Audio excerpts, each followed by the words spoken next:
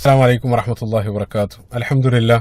അൽഹംദുലില്ലാഹി റബ്ബിൽ ആലമീൻ വസ്സലാത്തു വസ്സലാമു അലാ റസൂലില്ലാഹ് വഅലാ ആലിഹി വസഹ്ബിഹി അജ്മഈൻ അമ്മാ ബഅദ്. റബ്ബി ഇശ്റഹ് ലി സദ്രി വയസ്സിർ ലി അംരി വഹ്ലുൽ ഉഖ്ദതം മിൻ ലിസാനി യഫ്ഖഹു ഖൗലി. സഹോദരങ്ങളെ, റസൂലുള്ളാഹി സ്വല്ലല്ലാഹു അലൈഹി വസല്ലമയുടെ ജീവചരിത്രം സീറത്തുൻ നബവിയ്യ ആ ഒരു വിഷയത്തിന്റെ തുടർച്ചയൊന്നോണം 24ാമത്തെ ഒരു ഭാഗത്ത് കഴിഞ്ഞ ഒരല്പം ഭാഗങ്ങളിലായിട്ട് നമ്മൾ സംസാരിച്ചുകൊണ്ടിരിക്കുന്നത് റസൂലുള്ളാഹിന്റെ മക്കാ ജീവിതത്തിലുള്ള പരസ്യ പ്രബോധന കാലഘട്ടത്തെ സംബന്ധിച്ചാണ്. പ്രവാചകത്വത്തിന്റെ നുബുവത്തിന്റെ 3-ാം വർഷം ആ പരസ്യ പ്രബോധനം ആരംഭിച്ച സന്ദർഭത്തിൽ അതിനെ പ്രതിരോധിക്കാൻ വേണ്ടി ശത്രുക്കൾ ഖുറൈശികൾ വ്യത്യസ്ത രീതികൾ അവലംബിച്ച് അവര് സ്വീകരിച്ച 7ഓളം രീതികളെ സംബന്ധിച്ചെല്ലാം വിശദമായിട്ട് നേരത്തെ സൂചിപ്പിക്കുകയുണ്ടായി. അതെല്ലാം പരാജയപ്പെട്ട സന്ദർഭത്തിൽ അവസാന നുബുവത്തിന്റെ 4-ാം വർഷത്തിന്റെ മധ്യത്തിൽ അല്ലെങ്കിൽ 4-ാം വർഷത്തിന്റെ അവസാനത്തോടുകൂടെ ഖുറൈശികൾ അവരുടെ അവസാനത്തെ രീതിയായിട്ടുള്ള മർദ്ദന മുറകളിലേക്ക് അവർ കടക്കുകയാണ്. അതിക്രൂരമായിട്ടുള്ള മർദ്ദനങ്ങളും പീഡനങ്ങളെല്ലാം മുസ്ലിങ്ങൾക്ക് നേരെ അവർ അടിച്ചുവിടാൻ ആരംഭിക്കുകയാണ്. ഇപ്പൊ നുബുവത്തിന്റെ 5-ാം വർഷത്തിലേക്ക് കടന്ന സന്ദർഭത്തിൽ ആ മർദ്ദനങ്ങളുടെ അല്ലെങ്കിൽ ആ പീഡനങ്ങളുടെ കാഠിന്യം അതിന്റെ തീവ്രത പ്രാപിക്കാൻ അതിന് മൂർധന്യാവസ്ഥയിലേക്ക് എത്തുകയാണ്. കഴിഞ്ഞ 2 ഭാഗങ്ങളിൽ നമ്മൾ സൂചിപ്പിച്ച ബിലാൽ ഇബ്നു റബാഹ് റളിയല്ലാഹു അൻഹു അതേപോലെ തന്നെ അമ്മാർ ഇബ്നു യാസിർ, ഖബ്ബാബ് ബിൻ അറത്ത് റളിയല്ലാഹു അൻഹുവിന്റെ ചരിത്രം എല്ലാം വിശദമായിട്ട് കഴിഞ്ഞ 2 ഭാഗങ്ങളിൽ നമ്മൾ സൂചിപ്പിക്കുകയുണ്ടായി. അപ്പൊ ഈ പീഡനങ്ങളെല്ലാം അതിന്റെ മൂർധന്യാവസ്ഥയിലേക്ക് എത്തിയ സന്ദർഭത്തിൽ പ്രവാചകത്വത്തിന്റെ 5.5 വർഷം പിന്നിട്ട സന്ദർഭത്തിൽ 7-ാം മാസം റജബ് മാസത്തിൽ അവർക്ക് ഹിജറ പോകാനുള്ള അനുമതി, ഹിജറ പോകാനുള്ള ഒരു സൂചന നൽകിക്കൊണ്ട് അല്ലാഹു സുബ്ഹാനഹു വ തആല ആയത്ത് അവതരിപ്പിച്ചു. പരിശുദ്ധ ഖുർആൻ സൂറത്ത് സുമറിന്റെ 10-ാമത്തെ വചനം ആയത്തിൽ അല്ലാഹു സുബ്ഹാനഹു വ തആല ഖുൽ യാ ഇബാദില്ലദീന ആമനു തഖൂ റബ്ബക്കും ലില്ലദീന അഹ്സനു ഫീ ഹാദിഹി ദുനിയ ഹസന വ അർളുല്ലാഹി വാസിഅ. അല്ലാഹു സുബ്ഹാനഹു വ തആല പറയാണ്, വിശ്വസിച്ച എന്റെ ദാസന്മാരെ നിങ്ങൾ അള്ളാഹിനെ സൂക്ഷിക്കുക. ഐഹിക ജീവിതത്തിൽ നിങ്ങൾ നന്മ പ്രവർത്തിച്ച ആളുകൾക്കാണ് അല്ലാഹു സുബ്ഹാനഹു വ തആല പ്രതിഫലം നൽകുക. വ അർളുല്ലാഹി വാസിഅ, അള്ളാഹുവിന്റെ ഭൂമി വിശാലാണ്, അള്ളാഹിന്റെ ഭൂമി വിശാലാണ്. അതുകൊണ്ട് ഇന്നമാ യുവഫ സ്വാബിറൂന അജ്റഹും ബിഗൈരി ഹിസാബ്. അല്ലാഹു സുബ്ഹാനഹു വ തആല പറയാണ്, തീർച്ചയായിട്ടും അള്ളാഹുവിന്റെ മാർഗത്തിൽ ആ ത്യാഗം അനുഷ്ഠിച്ച ആളുകൾക്ക്, ക്ഷമ അവലംബിച്ച ആളുകൾക്ക് തീർച്ചയായിട്ടും കണക്ക് നോക്കാതെ അല്ലാഹു സുബ്ഹാനഹു വ തആല പ്രതിഫലം നൽകുമെന്ന് പറഞ്ഞുകൊണ്ടാണ് അല്ലാഹു സുബ്ഹാനഹു വ തആല ആയത്ത് അവസാനിപ്പിക്കുന്നത്. വീണ്ടും സൂറത്തുൽ അങ്കബൂത്ത് പരിശുദ്ധ ഖുർആനിലെ 29ാമത്തെ അധ്യായം, ആ സൂറത്തുൽ അങ്കബൂത്തിന്റെ ആരംഭം തന്നെ അല്ലാഹു സുബ്ഹാനഹു വ തആല ഇതേ രൂപത്തിൽ വിശ്വാസം സ്വീകരിച്ചതിന്റെ പേരിൽ ശക്തമായിട്ടുള്ള പീഡനങ്ങൾ അനുഭവിക്കേണ്ടി വന്ന ആളുകളെ സംബന്ധിച്ച് പറഞ്ഞുകൊണ്ടാണ് അധ്യായം തന്നെ ആരംഭിക്കുന്നത്. അലിഫ് ലാം മീം ഹസിബന്നാസു അൻ യത്രഖു അൻ യഖൂലു ആമന്ന വഹും ലാ യുഫ്തനൂൻ. അല്ലാഹു സുബ്ഹാനഹു വ തആല പറയാണ്, ഈ വിശ്വാസം സ്വീകരിച്ചു എന്ന് പറഞ്ഞതുകൊണ്ട് മാത്രം നിങ്ങളെല്ലാം വെറുതെ വിട്ടേക്കും എന്നാണോ നിങ്ങൾ കരുതുന്നത്? വലഖദ് ഫതനല്ലദീന മിൻ ഖബലിഹിം, നിങ്ങളുടെ മുൻഗാമികളെല്ലാം ശക്തമായിട്ട് ഈ ഒരു മാർഗത്തിൽ പരീക്ഷിക്കപ്പെട്ടിട്ടുണ്ട് എന്ന് പറഞ്ഞുകൊണ്ടാണ് അധ്യായം അല്ലാഹു സുബ്ഹാനഹു വ തആല ആരംഭിക്കുന്നത്. അധ്യായത്തിന്റെ 56ാമത്തെ വചനത്തിലും അല്ലാഹു സുബ്ഹാനഹു വ തആല സമാനായിട്ട് പറഞ്ഞു, യാ ഇബാദിയല്ലദീന ആമനു ഇന്ന അർളി വാസിഅ ഫഇയ്യായ ഫഅബ്ദൂൻ. അല്ലാഹു സുബ്ഹാനഹു വ തആല പറയാണ്, വിശ്വസിച്ച എന്റെ ദാസന്മാരെ തീർച്ചയായിട്ടും അർളി വാസിഅ, എന്റെ ഭൂമി വിശാലാണ്, അതുകൊണ്ട് ഫഇയ്യായ ഫഅബ്ദൂൻ, നിങ്ങൾ എന്നെ മാത്രം ആരാധിക്കുക. സുബ്ഹാനല്ലാഹ്. ഈ 2 ആയത്തിലും അതിമനോഹരാണ്. 2 ആയത്തുകളിലും അല്ലാഹു സുബ്ഹാനഹു വ തആല അഭിസംബോധന ചെയ്യുന്ന സമാനായിട്ട് യാ ഇബാദില്ലദീന ആമനു, വിശ്വസിച്ച എന്റെ ദാസന്മാരെ. അല്ലാഹു സുബ്ഹാനഹു വ തആല വളരെ സ്നേഹത്തോടു കൂടെ വിളിക്കാൻ, വിശ്വസിച്ച എന്റെ ദാസന്മാരെ. 2 ആയത്തുകളിലും സമാനായിട്ട് വീണ്ടും അല്ലാഹു സുബ്ഹാനഹു വ തആല ആദ്യത്തെ ആയത്തിൽ അർളുല്ലാഹി വാസിഅ, അള്ളാഹുവിന്റെ ഭൂമി വിശാലാണ്. ഈ ഒരു ആയത്തിൽ അർളി വാസിഅ, എന്റെ ഭൂമി വിശാലാണ്, അള്ളാഹിന്റെ ഭൂമി എന്റെ ഭൂമി. സുബ്ഹാനല്ലാഹ്. അല്ലാഹു സുബ്ഹാനഹു വ തആല, അതായത് ഭൂമിക്ക് നമുക്കറിയാം, ഭൂമിക്ക് മൊത്തമായിട്ടൊരു അവകാശം ഉണ്ടെങ്കിൽ, നമ്മളാരും ഭൂമിയുടെ മൊത്തമായിട്ട് ഭൂമിക്കൊരു അവകാശമില്ല. ഭൂമിക്ക് മൊത്തമായിട്ടൊരു അവകാശം ഉണ്ടെങ്കിൽ അത് ഭൂമിയുടെ സൃഷ്ടാവായിട്ടുള്ള, പ്രപഞ്ച സൃഷ്ടാവായിട്ടുള്ള അല്ലാഹു സുബ്ഹാനഹു വ തആല മാത്രമാണ്. അതുകൊണ്ട് തന്നെ അല്ലാഹു സുബ്ഹാനഹു വ തആല പറയാണ്, എന്റെ ഭൂമി വിശാലാണ്, അതുകൊണ്ട് നിങ്ങൾക്ക് ഭൂമിയിൽ ഏതെങ്കിലും ഒരു സ്ഥലത്ത് എന്നെ മാത്രം ആരാധിച്ച് എനിക്ക് ഇബാദത്ത് ചെയ്ത് ജീവിക്കാൻ നിങ്ങൾക്ക് പ്രയാസകരമായിട്ട് അനുഭവപ്പെടുന്നുണ്ടെങ്കിൽ, അവിടെ നിങ്ങൾക്ക് ഇടുങ്ങിയതായിട്ട് അനുഭവപ്പെടുന്നുണ്ടെങ്കിൽ, നിങ്ങൾക്ക് അതിന് സൗകര്യമുള്ള അല്ലെങ്കിൽ പ്രയാസമില്ലാതെ അള്ളാഹുവിനെ ആരാധിക്കാൻ സ്വാതന്ത്ര്യം ലഭിക്കുന്ന മറ്റൊരു ദേശത്തേക്ക് നിങ്ങൾ പോയിക്കൊള്ളുക. അതാണ് അല്ലാഹു സുബ്ഹാനഹു വ തആല ആയത്തിൽ പറയുന്നത്. ഈ ഒരു വചനത്തിന്റെ അടിസ്ഥാനത്തിൽ നുബുവത്തിന്റെ 5-ാം വർഷം 7-ാം മാസം റജബ് മാസത്തിൽ റസൂലുള്ളാഹി സ്വല്ലല്ലാഹു അലൈഹി വസല്ലം സ്വഹാബത്തിനെ മുഴുവൻ വിളിച്ചു കൂട്ടിയതിന് ശേഷം റസൂലുള്ളാഹി സ്വല്ലല്ലാഹു അലൈഹി വസല്ലം അവരെ അഭിസംബോധന ചെയ്തുകൊണ്ട് പറഞ്ഞു, നിങ്ങൾ ഈ വിശ്വാസം സ്വീകരിച്ചതിന്റെ പേരിൽ നിങ്ങൾ ശക്തമായിട്ട് പീഡിപ്പിക്കപ്പെട്ടുകൊണ്ടിരിക്കുകയാണ്. ഈ ഒരു ഭൂമി നിങ്ങൾക്ക് അത്യധികം ഇടുങ്ങിയതായിട്ട് മാറിയിരിക്കുന്നു. അതുകൊണ്ട് നിങ്ങൾക്ക് അല്ലാഹു സുബ്ഹാനഹു വ തആല ആരാധിക്കാൻ സ്വാതന്ത്ര്യമുള്ള, സമാധാനത്തിൽ ജീവിക്കാൻ സാധിക്കുന്ന മറ്റൊരു സ്ഥലത്തേക്ക് നിങ്ങൾക്ക് എന്തുകൊണ്ട് ഹിജറ പോയിക്കൂടാ? ആ പോകേണ്ട സ്ഥലവും റസൂലുള്ളാഹി സ്വല്ലല്ലാഹു അലൈഹി വസല്ലം അവർക്ക് നിർദ്ദേശം നൽകി. എത്യോപ്യ, അബിസീനിയായിരുന്നു റസൂലുള്ളാഹി സ്വല്ലല്ലാഹു അലൈഹി വസല്ലം അവരുടെ മുമ്പിലേക്ക് വെച്ചത്. എത്യോപ്യ അക്കാലഘട്ടത്തിൽ ഭരിച്ചിരുന്ന നജ്ജാശികൾ എന്നറിയപ്പെടുന്ന രാജാക്കന്മാരാണ് എത്യോപ്യ ഭരിച്ചിരുന്നത്. പ്രത്യേകം മനസ്സിലാക്കുക, നജ്ജാശി എന്നുള്ളത് ഒരാളുടെ പേരല്ല, മറിച്ച് എത്യോപ്യ ഭരിച്ച രാജാക്കന്മാരെ മൊത്തത്തിൽ അറിയപ്പെട്ട പേരായിരുന്നു നജ്ജാഷികൾ. ഏതുപോലെ ചിലപ്പോൾ ഈജിപ്ത് ഭരിക്കുന്ന ഭരണാധികാരികളെ മൊത്തത്തിൽ ഫറോമാരെന്ന് വിളിച്ചതുപോലെ റസൂലുള്ളാഹി സ്വല്ലല്ലാഹു അലൈഹി വസല്ലമയുടെ കാലത്ത് എത്യോപ്യ ഭരിച്ചിരുന്ന നജ്ജാഷി, അദ്ദേഹത്തിന്റെ പേര് അസ്ഹുമ എന്നറിയപ്പെടുന്ന ഒരു വ്യക്തിയാണ്. അദ്ദേഹം ക്രൈസ്തവനായിരുന്നു. എത്യോപ്യ ക്രൈസ്തവ ഭരണകൂടമായിരുന്നു. പക്ഷേ ആ രാജ്യത്ത്, അതായത് എത്യോപ്യയിൽ അക്കാലഘട്ടത്ത് ക്രൈസ്തവ ഭരണകൂടമായിട്ടും അദ്ദേഹം ക്രൈസ്തവനായിട്ടും നിരവധി ഇതര മതക്കാരായിട്ടുള്ള ആളുകൾക്ക്, ജൂതരായിട്ടുള്ള അല്ലെങ്കിൽ മജൂസികളായിട്ടുള്ള ആളുകൾക്കെല്ലാം ആ നാട്ടിൽ സമാധാനത്തോടുകൂടെ ജീവിക്കാനും അവരുടെ ആരാധനകൾ അനുഷ്ഠിച്ച് സമാധാനത്തോടുകൂടെ ജീവിക്കാനുള്ള അവകാശം അദ്ദേഹം അനുവദിച്ചു കൊടുത്തിരുന്നു. അതുകൊണ്ടാണ് അദ്ദേഹത്തെ റസൂലുള്ളാഹി സ്വല്ലല്ലാഹു അലൈഹി വസല്ലം മലിക്കുൻ ആദിൽ, അദ്ദേഹം നീതിമാനായിട്ടുള്ള ഭരണാധികാരി എന്നെല്ലാം റസൂലുള്ളാഹി സ്വല്ലല്ലാഹു അലൈഹി വസല്ലം നജ്ജാഷിയെ വിശേഷിപ്പിച്ചതായിട്ട് കാണാൻ സാധിക്കും. സമ്പൂർണ്ണമായിട്ടുള്ള ആരാധനാ സ്വാതന്ത്ര്യം മറ്റുള്ള മതവിശ്വാസികൾക്ക് അദ്ദേഹം നൽകിയിരുന്നു. അപ്പൊ അതുകൊണ്ട് തന്നെ മുസ്ലിങ്ങൾ അങ്ങോട്ടേക്ക് യാത്രയായാൽ അവിടെ അതേ രൂപത്തിൽ മുസ്ലിങ്ങൾക്ക് ജീവിക്കാൻ സാധിക്കുമെന്ന് റസൂലുള്ളാഹി സ്വല്ലല്ലാഹു അലൈഹി വസല്ലം പ്രതീക്ഷിക്കുകയാണ്. ഇപ്പൊ ഹിജ്റ പോകാനുള്ള കൽപ്പന, അവർക്ക് അനുമതി റസൂലുള്ളാഹി സ്വല്ലല്ലാഹു അലൈഹി വസല്ലം നൽകി. പക്ഷേ അനുമതി ലഭിച്ചെങ്കിലും ഹിജ്റ എന്നുള്ളത് അത്യധികം പ്രയാസകരമായിരുന്നു. കാരണം ഇന്നത്തെ ഒരു ലോകക്രമത്തിലൂടെയല്ല നമ്മൾ ഹിജ്റയിലേക്ക് നോക്കേണ്ടത്. ഇന്നത്തെ കാലത്ത് നമുക്കറിയാം, നമ്മളിൽ അധിക ആളുകളും പ്രവാസികളാണ്. ഏതൊരു കുടുംബത്തിൽ ഒന്നോ രണ്ടോ പ്രവാസികൾ ഉണ്ടാകും. നമ്മൾ അധിക ആളുകളും നമ്മുടെ നാട്ടിൽ അല്ലെങ്കിൽ വ്യത്യസ്ത സംസ്ഥാനത്ത് അല്ലെങ്കിൽ വ്യത്യസ്ത രാജ്യങ്ങളിൽ ജീവിച്ച് ശീലമുള്ള ആളുകളാണ്.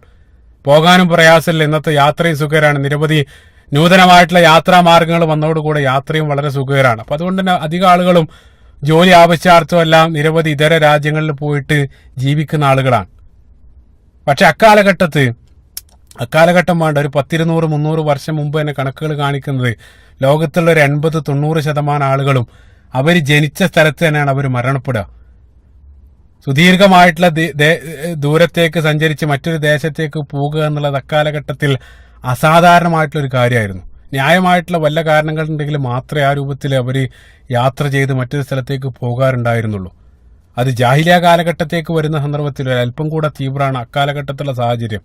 കാരണം മക്കൾക്ക് പുറത്തേന് അവർ കച്ചവട ആവശ്യാർത്ഥമല്ലാതെ മക്കൾക്ക് പുറത്തേക്ക് അവർ യാത്ര ചെയ്യാറുണ്ടായിരുന്നില്ല. കാരണം ആ മക്കയാണ് മക്കയിലാണ് അവരുടെ ഗോത്രം ഉള്ളത്. ഗോത്രമാണ് അവരുടെ പാസ്പോർട്ട്. ആ ഗോത്രം അല്ലെങ്കിൽ ആ ദേശം വിട്ട് അവർ പോകുന്നതോടുകൂടെ മറ്റൊരു ദേശത്ത് എത്തുന്നതോടുകൂടെ അവർ അവിടെ രണ്ടാംകിട പൗരനായിട്ട് മാറുകയാണ്. അവിടെ നിങ്ങൾ ആക്രമിച്ചു കഴിഞ്ഞാൽ നിങ്ങളെ സംരക്ഷിക്കാൻ, നിങ്ങളുടെ അവകാശങ്ങൾക്ക് വേണ്ടി സംസാരിക്കാൻ ഒരാളുമില്ല. ഇന്നത്തെ പോലെയല്ല. ഇന്നിപ്പോ നമ്മൾ മറ്റൊരു നാട്ടിലേക്ക് പോയാൽ ആ നാട്ടിലുള്ള ഗവൺമെന്റ് നമുക്ക് ചില അവകാശങ്ങൾ നൽകുന്നുണ്ട്. പക്ഷെ അക്കാലഘട്ടത്ത് അവിടെ സമൂഹമോ ഗവൺമെന്റോ നാഗരികതയൊന്നും ഇല്ലാത്ത ഒരു കാലഘട്ടത്തെ സംബന്ധിച്ചാണ് നമ്മൾ സംസാരിച്ചു കൊണ്ടിരിക്കുന്നത്. അപ്പൊ അക്കാലഘട്ടത്ത് മറ്റൊരു ദേശത്തേക്ക് പോകുന്നതോടുകൂടെ നീ അഡ്രസ് ഇല്ലാതെയായിട്ട് മാറുകയാണ്. അത് മാത്രമല്ല, പോകുന്ന സന്ദർഭത്തിൽ അത്രയും കാലം നീ സമ്പാദിച്ച മുഴുവൻ സമ്പത്തും നീ ഉപേക്ഷിച്ചു പോകേണ്ടതുണ്ട്. കാരണം അതെല്ലാം നമ്മൾ താമസിക്കുന്ന സ്ഥലത്താണ് നമ്മൾ സ്വരൂപിക്കുക. അപ്പൊ അവിടെ വിട്ടു പോകുന്ന സന്ദർഭത്തിൽ ഇന്നത്തെ പോലെ ബാങ്ക് ട്രാൻസ്ഫർ സൗകര്യമൊന്നും അക്കാലഘട്ടത്തില്ല. അത് മാത്രമല്ല, സമ്പത്ത് മുഴുവൻ മറ്റൊരാൾക്ക് അല്ലെങ്കിൽ ഭൂമിയൊന്നും മറ്റൊരാൾക്ക് വിൽക്കാനും സാധ്യമല്ല. കാരണം മറ്റൊരാളും അറിയാതെ രഹസ്യമായിട്ടാണ് അവർ ഹിജ്റ പോകുന്നത്. ആ സമ്പത്ത് മുഴുവൻ അവിടെ ഉപേക്ഷിക്കേണ്ടതുണ്ട്. വലിയ ത്യാഗമാണത്. അതുകൊണ്ടാണ് ഇപ്പോൾ നമുക്കറിയാം, മദീനയിലേക്ക് രണ്ടാമത്തെ ഹിജ്റ പോയ സന്ദർഭത്തിൽ മക്കയിലെ ഏറ്റവും സമ്പന്നരായിട്ടുള്ള നിരവധി സ്വഹാബികൾ, അബ്ദുറഹ്മാൻ ബിൻ ഔഫ് റളിയല്ലാഹു അൻഹുവിനെ പോലെയുള്ള ആളുകൾ അവർ മദീനയിലെത്തിയ സന്ദർഭത്തിൽ ദരിദ്രരായിട്ട് മാറുകയാണ്. പിന്നീട് അവർ മുതൽ അവിടെ വെച്ച് ആരംഭിക്കേണ്ടതുണ്ടായിരുന്നു. അത്രയേറെ ത്യാഗം ഹിജ്റക്ക് ആവശ്യമുണ്ട്. അതുകൊണ്ടാണ് ഇപ്പോൾ നമുക്കറിയാം, പഴയകാല ഇസ്ലാമിക ശിക്ഷാരീതിയിൽ ഒന്ന് അത്തഗരീബ്, എക്സൈൽ, നാട് കടത്തുക എന്നുള്ളത് പഴയകാലത്തൊരു ശിക്ഷാരീതിയായിരുന്നു. കാരണം ഏറ്റവും പ്രയാസകരായിരുന്നു അക്കാലഘട്ടത്ത്. സ്വന്തം നാടും വീടെല്ലാം ഉപേക്ഷിച്ച് മറ്റൊരു സ്ഥലത്തേക്ക് പോകുക എന്നുള്ളത് ഏറ്റവും പ്രയാസകരായിരുന്നു. അക്കാലഘട്ടത്തെ ശിക്ഷാരീതിയായിരുന്നു. പക്ഷെ ഇന്ന് നമുക്കറിയാം, ഇന്നതൊരു സർവ്വസാധാരണയായിട്ട് മാറി. ഇന്ന് പല ആളുകളും ഇഷ്ടത്തോടു കൂടെ തന്നെ മറ്റൊരു നാട്ടിലേക്ക് ചേക്കേറുന്നുണ്ട് എന്നുള്ളതാണ്. അതായത് ഞാൻ പറഞ്ഞുകൊണ്ടുവരുന്നത്, ലോകം ഒരുപാട് മാറി. അക്കാലഘട്ടത്തെ ആ ഒരു ശിക്ഷാരീതിയാണ് ഉപേക്ഷിച്ച് പോവുക എന്നുള്ളത്. ആ ശിക്ഷാരീതി സ്വയം സ്വീകരിച്ച ആളുകളായിരുന്നു ഈ സ്വഹാബത്ത്. നിങ്ങൾ ചിന്തിച്ചു നോക്കുക. ആ ശിക്ഷാരീതി സ്വയം സ്വീകരിക്കാനാണ് അവരോട് ഹിജ്റ പോകാൻ കൽപ്പിക്കുക വഴി റസൂലുള്ളാഹി സ്വല്ലല്ലാഹു അലൈഹി വസല്ലം ആവശ്യപ്പെടുന്നത്. അതുകൊണ്ടാണ് ഹിജ്റക്ക് അത്രയേറെ പ്രതിഫലമെല്ലാം അല്ലാഹു സുബ്ഹാനഹു വ തആല ഓഫർ ചെയ്യാനുള്ള കാരണം. അതായത് അറേബ്യയിലുള്ള ഏതെങ്കിലും ഒരു പട്ടണത്തിൽ നിന്നും മറ്റൊരു പട്ടണത്തിലേക്ക് പോയി ജീവിക്കാനല്ല അവിടെ കൽപ്പിക്കുന്നത്. അത് ഒരു പട്ടണത്തിലേക്ക്, മറ്റൊരു രാജ്യത്തിലേക്കാണ് റസൂലുള്ളാഹി അവരോട് പോകാൻ കൽപ്പിക്കുന്നത്.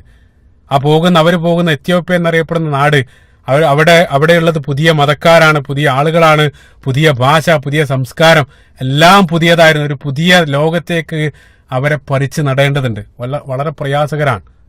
എങ്കിലും എന്തുകൊണ്ടാണ് റസൂലുള്ളാഹി സ്വല്ലല്ലാഹു അലൈഹി വസല്ലം എത്യോപ്യയെ പ്രത്യേകമായിട്ട് തിരഞ്ഞെടുക്കാനുള്ള കാരണം? അതിനുള്ള കാരണം, ഒന്നാമത്തെ കാരണം നേരത്തെ പറഞ്ഞു, അദ്ദേഹം അസ്ഹുമ, അതായത് എത്യോപ്യൻ ഭരണാധികാരി, അദ്ദേഹം നീതിമാനായിട്ടുള്ള ഒരു രാജാവായിരുന്നു, മലിക്കുൻ ആദിൽ. അദ്ദേഹം മറ്റുള്ള ആളുകൾക്ക് സമ്പൂർണ്ണമായിട്ടുള്ള ആരാധനാ സ്വാതന്ത്ര്യം അദ്ദേഹം അനുവദിച്ചിരുന്നു.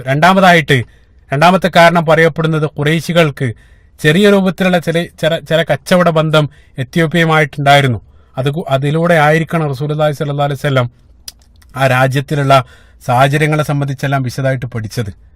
ചെറിയ രൂപത്തിലുള്ള കച്ചവട സംഘങ്ങൾ അറേബ്യയിലേക്ക് അല്ലെങ്കിൽ മക്കയിലേക്ക് എത്യോപ്യയിൽ നിന്നും വരാറുണ്ടായിരുന്നു. അത് മാത്രമല്ല, ഇപ്പൊ നമുക്കറിയാം ബിലാൽ ഇബ്നു റബാഹ് റളിയല്ലാഹു അൻഹുവിന്റെ നാടാണ്. അപ്പൊ ആ രൂപത്തിലുള്ള ചെറിയ ബന്ധങ്ങൾ എത്യോപ്യയുമായിട്ടുണ്ടായിരിക്കണം. അതുവഴിയായിരിക്കണം റസൂലുള്ളാഹി അവിടുത്തെ സാഹചര്യങ്ങളെ സംബന്ധിച്ച് മനസ്സിലാക്കിയത്. മൂന്നാമത്തെ കാരണം, താരതമ്യേന അടുത്ത് യാത്രാ ദൂരവും നമ്മൾ പരിശോധിക്കുന്ന സന്ദർഭത്തിൽ മറ്റുള്ള സ്ഥലങ്ങളിലേക്ക് പോകുന്നതിനേക്കാൾ താരതമ്യേന യാത്രാ ദൂരം കുറവായിരുന്നു. ഇപ്പൊ കപ്പൽ വഴി 1-2 ദിവസം സഞ്ചരിച്ചാൽ എത്താവുന്ന ദൂരം മാത്രമേ എത്യോപ്യയിലേക്കുള്ളൂ. യമനേക്കാൾ അടുത്താണ്. അപ്പൊ അതുകൊണ്ട് തന്നെ ആ ഒരു സൗകര്യം റസൂലുള്ളാഹി സ്വല്ലല്ലാഹു അലൈഹി വസല്ലം കണക്കിലെടുത്തു.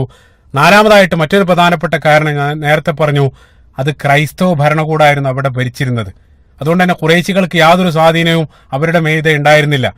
മുസ്ലിങ്ങളെ സംബന്ധിച്ചിടത്തോളം ഏറ്റവും കൂടുതൽ മാനസികമായിട്ട് അടുപ്പുള്ളത് ക്രൈസ്തവരുമായിട്ടാണ്. അതുകൊണ്ടാണ് മക്ക ജീവിത കാലഘട്ടത്തിൽ റോമും പേർഷ്യയും എല്ലാം പരസ്പര യുദ്ധം ഉണ്ടാകുന്ന സന്ദർഭത്തിൽ മക്കയിലുണ്ടായിരുന്ന മുശ്രിക്കുകൾ ഏത് സന്ദർഭത്തിലും പേർഷ്യ അവരെ സപ്പോർട്ട് ചെയ്തു. കാരണം പേർഷ്യക്കാർ മജൂസികളായിരുന്നു. അതേ സന്ദർഭത്തിൽ മക്കയിലുണ്ടായിരുന്ന മുസ്ലിങ്ങൾ സദാസന്ദർഭത്തിലും റോമിനെയായിരുന്നു അനുകൂലിച്ചത്. കാരണം റോം ക്രൈസ്തവ ഭരണകൂടമായിരുന്നു. ക്രൈസ്തവരെന്നുള്ളത് വിശ്വാസപരമായിട്ട് നമ്മോട് അടുത്തിരിക്കുന്നവരാണ്. ഇപ്പൊ വിശുദ്ധ ഖുർആൻ സൂറത്തുൽ മാഇദയുടെ 82-ാമത്തെ വചനത്തിൽ അല്ലാഹു സുബ്ഹാനഹു വ തആല ജൂതന്മാർ അശദ്ദുന്നാസി അദാബത്തുൽ ലില്ലദീന ആമനു യഹൂദ, അല്ലാഹു സുബ്ഹാനഹു വ തആല പറയുന്നുണ്ട്, മുസ്ലിങ്ങളോട് ഏറ്റവും കൂടുതൽ ശത്രുതയുള്ളത് ജൂതന്മാരും അതേപോലെ തന്നെ ബഹുദൈവ വിശ്വാസികളാണ്. അതേ സന്ദർഭത്തിൽ വല തജിദന്ന അഖറബഹും മവദ്ദത്തൻ ലില്ലദീന ആമനു അല്ലദീന ഖാലു ഇന്നാ നസ്വാറ, ജനങ്ങളിൽ ക്രൈസ്തവരായിട്ടുള്ള ആളുകളാണ് മുസ്ലിങ്ങളോട് ഏറ്റവും അടുത്ത ആളുകൾ. വിശ്വാസപരമായിട്ട് ഏറ്റവും അടുത്ത ആളുകളും മുസ്ലിങ്ങളോട് ഏറ്റവും അനുകമ്പയുള്ളവരെല്ലാം ക്രൈസ്തവരായിട്ടുള്ള ആളുകളാണെന്നാണ് അല്ലാഹു സുബ്ഹാനഹു വ തആല. അത് ജനറൽ ആയിട്ടാണ് അല്ലാഹു സുബ്ഹാനഹു വ തആല പറയുന്നത്. തീർച്ചയായിട്ടും അതിന് നിരവധി എക്സെപ്ഷൻ ഉണ്ട്. എല്ലാ ജൂതന്മാരും മുസ്ലിങ്ങളുടെ ശത്രുക്കളാണെന്നല്ല പറയുന്നത്, മറിച്ച് മൊത്തത്തിൽ അതേപോലെ തന്നെ സമാനമായിട്ട് തിരിച്ചും ക്രൈസ്തവരായിട്ടുള്ള ആളുകൾ മുസ്ലിങ്ങളോട് ശത്രുത വെച്ച് പുലർത്തുന്ന ക്രൈസ്തവരുണ്ട്. അവർ ക്രൈസ്തവരെന്നുള്ളതുകൊണ്ട് വിപക്ഷ യഥാർത്ഥത്തിലുള്ള ക്രിസ്തുമതം വിശ്വസിക്കുന്ന ആളുകളെ സംബന്ധിച്ചാണ് അല്ലാഹു സുബ്ഹാനഹു വ തആല പറയുന്നത്. അതല്ലാതെ ക്രിസ്തുമതത്തെ മുഖംമൂടിയായിട്ട് ധരിച്ച അത്തരത്തിലുള്ള, അപ്പോൾ നമുക്കറിയാം പൊളിറ്റിക്കൽ ക്രിസ്ത്യാനിറ്റി ഉണ്ട്. ഇപ്പോൾ നമുക്കറിയാം കുരിശുദ്ധങ്ങളെല്ലാം ക്രിസ്തുമതത്തിന്റെ ലേബലിൽ അവർ നടത്തിയതാണ്. അത്തരത്തിലുള്ള ക്രൈസ്തവരെ സംബന്ധിച്ചല്ല പറയുന്നത്, മറിച്ച് യഥാർത്ഥത്തിലുള്ള യേശുവിന്റെ അധ്യാപനത്തെ സ്വീകരിച്ച ക്രൈസ്തവരെ സംബന്ധിച്ചാണ് അല്ലാഹു സുബ്ഹാനഹു വ തആല ആയത്തിൽ പറയുന്നത്.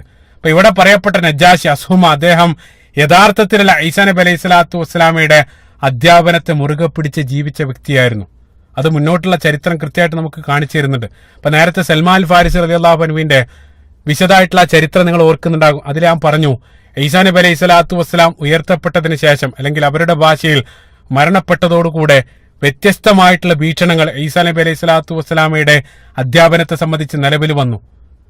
നിരവധി പിഴച്ച വാദങ്ങൾ, അതേപോലെ തന്നെ സത്യത്തിലുള്ള ഈസാ നബി അലൈഹി സ്വലാത്തു വസ്സലാമയുടെ അധ്യാപനത്തിൽ മുറുകെ പിടിച്ച് നിൽക്കുന്ന ഒരു ന്യൂനപക്ഷം ആ നാട്ടിലുണ്ടായിരുന്നു. പിന്നീട് നമുക്കറിയാൻ സംഭവിച്ചത് ഏറ്റവും വലിയൊരു വഴിത്തിരിവ്, കോൺസ്റ്റന്റൈൻ ചക്രവർത്തി അദ്ദേഹം ക്രിസ്തുമതം സ്വീകരിച്ചു.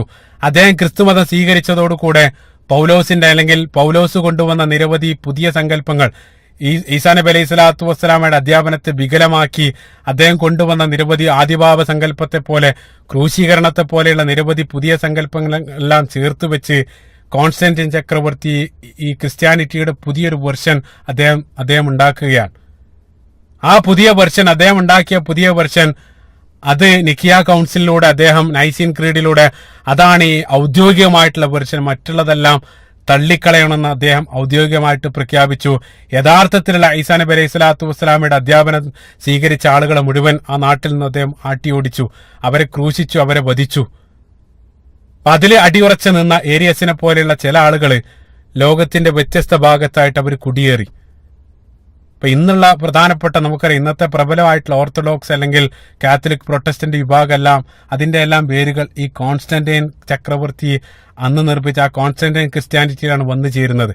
യഥാർത്ഥത്തിലുള്ള ഈസാ നബി അലൈഹി സ്വലാത്തു വസ്സലാമയുടെ അധ്യാപനങ്ങൾ സമ്പൂർണ്ണമായിട്ട് ലോകത്ത് നിന്ന് അപ്രത്യക്ഷമായി. പക്ഷേ റസൂലുള്ളാഹിന്റെ കാലത്തിൽ അതിൽ അടിയുറച്ച് ജീവിക്കുന്ന ഒരല്പം ആളുകൾ ലോകത്തിന്റെ വ്യത്യസ്ത ഭാഗത്തുണ്ടായിരുന്നു. അത്തരം ആളുകളെയാണ് സൽമാൻ ഫാരിസ് റളിയല്ലാഹു അൻഹു തന്റെ യാത്രയിൽ കണ്ടുമുട്ടുന്നത്. അപ്പൊ അത്തരത്തിൽ ചുരുക്കം ചില ആളുകളിൽ പെട്ട ഒരു വ്യക്തിയായിരുന്നു, അതായത് ഈസാ നബി അലൈഹി സ്വലാത്തു വസ്സലാമയുടെ യഥാർത്ഥ അധ്യാപനങ്ങൾ അനുസരിച്ച് ജീവിച്ച വ്യക്തികളിൽ ഒരാളായിരുന്നു നജ്ജാഷി അസൂമ, അതായത് എത്യോപ്യൻ രാജാവ് എന്നാണ് ചരിത്രകാരന്മാർ പറയപ്പെടുന്നത്. അത് മുന്നോട്ടുള്ള ചരിത്രം ഈ ഇസ്ലാമിനെ സംബന്ധിച്ച് കേട്ട ഉടനെ തന്നെ അദ്ദേഹം സ്വീകരിക്കാനെല്ലാം കാരണം അതാണെന്നാണ് പറയപ്പെടുന്നത്. ഇൻഷാ അല്ലാഹ് അതിലേക്ക് പിന്നീട് വരും. അപ്പൊ റസൂലുള്ളാഹി സ്വല്ലല്ലാഹു അലൈഹി വസല്ലം അവരോട് ആ എത്യോപ്യയിലേക്ക് അബിസീനയിലേക്ക് ഹിജ്റ പോകാൻ വേണ്ടി റസൂലുള്ളാഹി കൽപ്പിക്കുകയാണ്. അപ്പൊ റസൂലുള്ളാഹി സ്വല്ലല്ലാഹു അലൈഹി വസല്ലം ഹിജ്റ പോകാനുള്ള നിർദ്ദേശം ലഭിച്ച സന്ദർഭത്തിൽ അവർക്കിടയിൽ നിന്നും 16 അംഗ സംഘം, ഇബ്നു സഅദിന്റെ തബഖാത്തിൽ 12 പുരുഷന്മാരും 4 സ്ത്രീകളും, 4 സ്ത്രീകൾ എന്നുള്ള 4 ഭാര്യമാരാണ്, ചില റിപ്പോർട്ടിൽ 15 എന്നും 14 എന്നെല്ലാം കാണാൻ സാധിക്കും. ആ ഒരു സംഘം ആ ഹിജ്റയ്ക്ക് വേണ്ടി യാത്രയ്ക്ക് വേണ്ടി ഒരുങ്ങാണ്. ആ സംഘത്തിന്റെ നേതാവ് പ്രധാനപ്പെട്ട വ്യക്തി ഉസ്മാൻ ഇബ്നു അഫ്ഫാൻ റളിയല്ലാഹു അൻഹു ആണ്. ഉസ്മാൻ ഇബ്നു അഫ്ഫാൻ റളിയല്ലാഹു അൻഹുവും കൂടെ അദ്ദേഹത്തിന്റെ ഭാര്യ റസൂലുള്ളാഹിന്റെ പ്രിയ പുത്രിയായിരുന്ന റുഖയ്യ റളിയല്ലാഹു അൻഹയും ആ സംഘത്തിലുണ്ടായിരുന്നു. നേരത്തെ ഞാൻ പറഞ്ഞു അബൂജഹലിന്റെ മക്കള് റസൂലുള്ളാഹി സ്വല്ലല്ലാഹു അലൈഹി വസല്ലം റസൂലുള്ളാഹിന്റെ മകളെ ഉപേക്ഷിച്ച്, അതായത് വിവാഹമോചനം ചെയ്ത സന്ദർഭത്തിൽ പിന്നീട് റസൂലുള്ളാഹിന്റെ മകളെ വിവാഹം ചെയ്തത് ഉസ്മാൻ ഇബ്നു അഫ്ഫാൻ റളിയല്ലാഹു അൻഹു ആണ്. അപ്പൊ ഉസ്മാൻ ഇബ്നു അഫ്ഫാൻ റളിയല്ലാഹു അൻഹുവും ഭാര്യ റുഖയ്യ റളിയല്ലാഹു അൻഹയും ആ സംഘത്തിലുണ്ടായിരുന്നു. അതാണ് ഒന്നാമത്തെ ആ സംഘത്തിലുണ്ടായിരുന്ന ദമ്പതിമാർ. അതുകൊണ്ടാണ് റസൂലുള്ളാഹി സ്വല്ലല്ലാഹു അലൈഹി വസല്ലം ഉസ്മാൻ ഇബ്നു അഫ്ഫാൻ റളിയല്ലാഹു അൻഹുവിനെ സംബന്ധിച്ച് സ്വഹീഹായിട്ടുള്ള ഉദ്ധരണിയിൽ ഇന്ന ഉസ്മാൻ അവ്വല മൻ ഹാജറ ബിഅഹ്ലിഹി ബഅദ ലൂത്ത് വ ഇബ്രാഹിം നബി അലൈഹി സ്വലാത്തു വസ്സലാമക്കും ലൂത്ത് നബി അലൈഹി സ്വലാത്തു വസ്സലാമക്കും ശേഷം ദൈവമാർഗത്തിൽ പലായനം ചെയ്ത വ്യക്തികളാണ് ഇവരെന്നെല്ലാം ഉസ്മാൻ ഇബ്നു അഫ്ഫാൻ റളിയല്ലാഹു അൻഹുവിനെ സംബന്ധിച്ച് റസൂലുള്ളാഹി പറഞ്ഞതായിട്ട് കാണാൻ സാധിക്കും. അതാണ് ഒന്നാമത്തെ ദമ്പതിമാർ.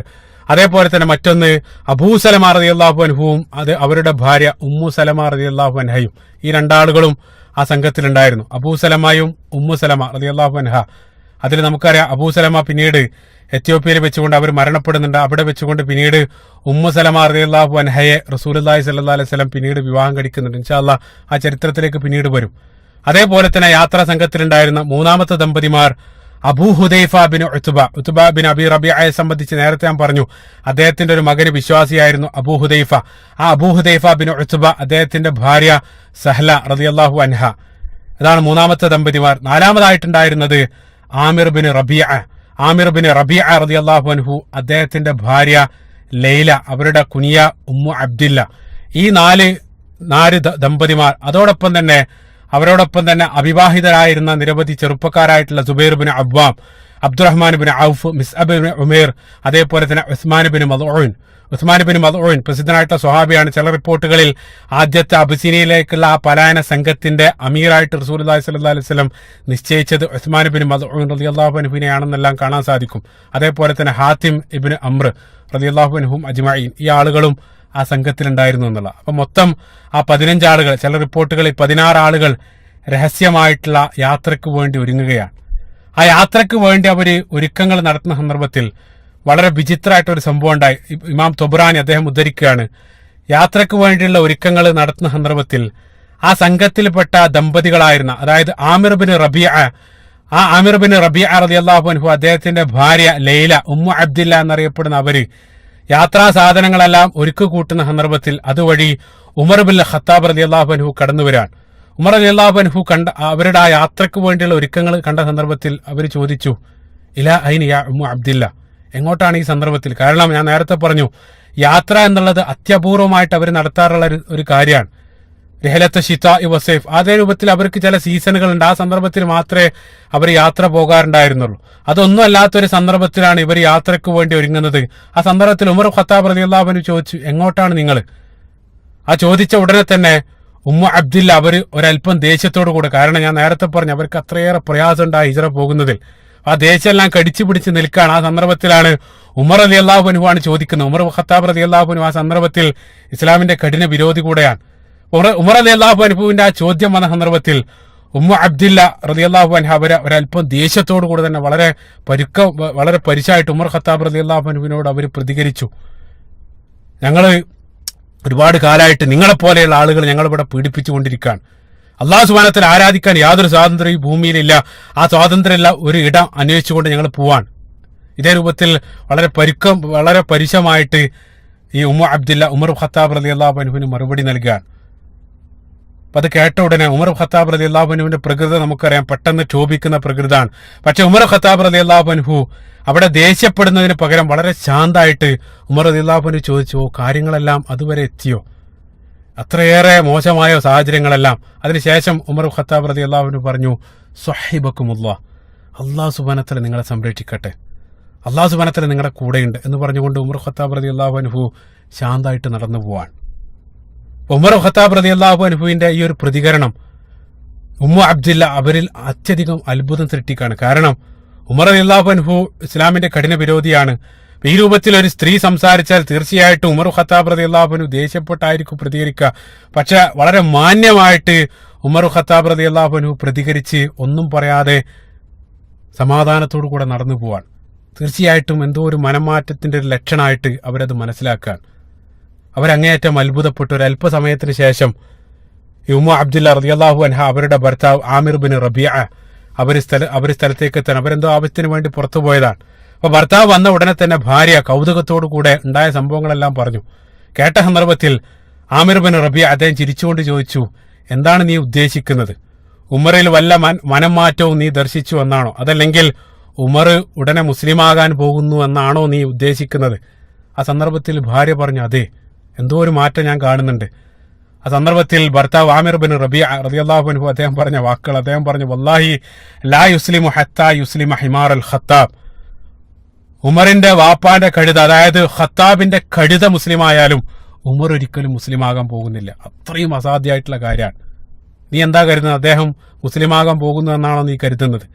ഒരിക്കലും അസാധ്യമായിട്ടുള്ള ഒരു കാര്യം എന്നുള്ള നിലക്കാണ് ആമിർ ബിൻ റബീഅ പ്രതികരിക്കുന്നത്. സുബ്ഹാനല്ലാഹ്, ചിന്തിച്ചു നോക്കുക. അല്ലാഹു സുബ്ഹാനഹു വ തആലയുടെ പദ്ധതി, അല്ലാഹു സുബ്ഹാനഹു വ തആലയുടെ വിധി മറ്റൊന്നായിരുന്നു. ഒരു അല്പ കാലഘട്ടം കൊണ്ട് ഉമർ ബിൻ ഖത്താബ് റളിയല്ലാഹു അൻഹു ഇസ്ലാമിലേക്ക് വന്ന് ഏറ്റവും മനോഹരമായിട്ടുള്ള ചരിത്രം രചിച്ചുകൊണ്ടാണ് ഈ ഭൂമിയിൽ നിന്ന് കടന്നു പോകുന്നത്. ഏതായിരുന്നാലും ഇൻഷാ അല്ലാഹ് ചരിത്രം അടുത്ത ഭാഗത്ത് നമ്മൾ സൂചിപ്പിക്കുന്നതാണ്. അപ്പൊ ഏതായിരുന്നാലും അവർ യാത്രക്കെല്ലാം ഒരുങ്ങി. ആ യാത്രാ സംഘം 16 അംഗ സംഘം അല്ലെങ്കിൽ 15 അംഗ സംഘം അവര് രഹസ്യമായിട്ട്, ചില റിപ്പോർട്ടുകളിൽ പരസ്യമായിട്ട് തന്നെ അവര് മക്കയിൽ നിന്ന് ആ ജുദ്ദ തുറമുഖത്തേക്ക് എത്താണ്. ജിദ്ദ എന്നുള്ള പേരിലാണ് അക്കാലഘട്ടത്തിൽ അറിയപ്പെട്ടത്. അവിടെ എത്തിയതിനു ശേഷം അവിടെ നിന്നും അബിസീനയിലേക്ക് പുറപ്പെടാനിരിക്കുന്ന 2 കപ്പലുകൾ ആ തുറമുഖത്തുണ്ടായിരുന്നു. ഞാൻ നേരത്തെ പറഞ്ഞു അവർക്ക് ചില കച്ചവട ബന്ധം കുറേശികളുമായിട്ടുണ്ടായിരുന്നു. അപ്പൊ എന്തോ ഒരു ആവശ്യത്തിന് അബിസീനയിൽ നിന്നും വന്ന 2 കപ്പലുകൾ ആ തുറമുഖത്തുണ്ടായിരുന്നു. ആ 2 കപ്പലുകളിൽ അവർ കയറി ഓരോ ആളുകൾക്കും 1/2 ദീനാർ വെച്ച് ആ കപ്പിത്താന് നൽകി അവര് അബിസീനയിലേക്ക് യാത്രയാവുകയാണ്. ആ ഒരു സംഘം, ആദ്യത്തെ സംഘം അവര് അബിസീനയിലേക്ക് ഹിജറ പോവാൻ. ആ സംഘത്തിലുള്ള ആളുകളെ സംബന്ധിച്ച് ഞാൻ പറഞ്ഞു, ആ സംഘത്തിൽ ഉണ്ടാകേണ്ടിയിരുന്ന പ്രധാനപ്പെട്ട മറ്റൊരു വ്യക്തിയാണ് റസൂലുള്ളാഹിന്റെ പ്രിയ മിത്രമായിരുന്ന അബൂബക്കർ സിദ്ദീഖ് റളിയല്ലാഹു അൻഹുവും യഥാർത്ഥത്തിൽ ഹിജറക്ക് വേണ്ടി ഒരുങ്ങിയിരുന്നു. അദ്ദേഹം സാധനമെല്ലാം പാക്ക് ചെയ്ത് മക്കയിൽ നിന്ന് ആ ജിദ്ദ തുറമുഖത്തിലേക്ക് അദ്ദേഹം പുറപ്പെട്ടിരുന്നു. വഴിയിൽ വെച്ചുകൊണ്ട് അദ്ദേഹം അവിടെ ഉണ്ടായിരുന്ന, അറേബ്യയിൽ ഉണ്ടായിരുന്ന ഒരു പ്രമുഖ അഹാബീഷ്, ഒരു ഗോത്ര തലവനായിരുന്ന ഇബ്നു ദഖീന എന്നറിയപ്പെടുന്ന ഒരു വ്യക്തി അദ്ദേഹം വഴിയിൽ വെച്ച് കണ്ടുമുട്ടി ഉടനെ തന്നെ ഇബ്നു ദഖീന അബൂബക്കർ സിദ്ദീഖ് റളിയല്ലാഹു അൻഹുവിനോട് ചോദിച്ചു, എങ്ങോട്ടാണ് ഈ സന്ദർഭത്തിൽ? യാത്രക്കുള്ള ഭണ്ഡാരങ്ങളായിട്ടല്ല, നിങ്ങൾ എങ്ങോട്ടാണ് ഈ സന്ദർഭത്തിൽ? ആ സന്ദർഭത്തിൽ അബൂബക്കർ സിദ്ദീഖ് റളിയല്ലാഹു അൻഹു പറഞ്ഞു, ഞാൻ ഈ നാട് വിട്ടു പോവാൻ.